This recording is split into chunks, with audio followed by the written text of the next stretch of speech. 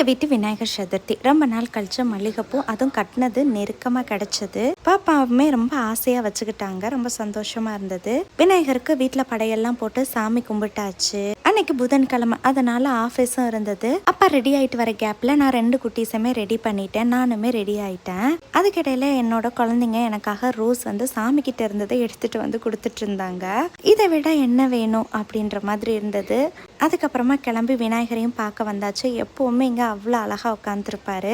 அரச மரத்தையுமே வந்து பார்த்தாச்சு. அதுக்கப்புறமா விநாயகர் ஊர்வலம் வரதாக சொல்லியிருந்தாங்க.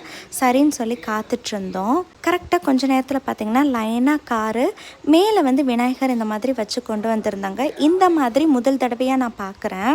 இது எந்த இடத்துல அப்படின்னு பார்த்தீங்கன்னா மலேசியா KL நடைபெற்ற கொண்டாட்டம் தான். இழுத்தபடியாக தேர் ஊர்வலமும் பார்க்க முடிஞ்சது. அப்புறம் கார்களில் அப்புறம் பார்த்தீங்கன்னா வெஹிக்கிள் வச்சு ஊர்வலம் இந்த மாதிரி நிறையா இருந்தது. விநாயகர் ஊர்வலம் வர அந்த தெரு முழுவதும் பார்த்தீங்கன்னா பக்தர்களுக்கு சாப்பாடு தண்ணீர்னு எக்கச்சக்கமாக கொடுத்துட்டே இருந்தாங்க. இதோட ஃபுல் வீடியோ லிங்க்கு கீழே டேக் பண்ணியிருக்கேன். வேணும்னா மறக்காமல் பாருங்கள்.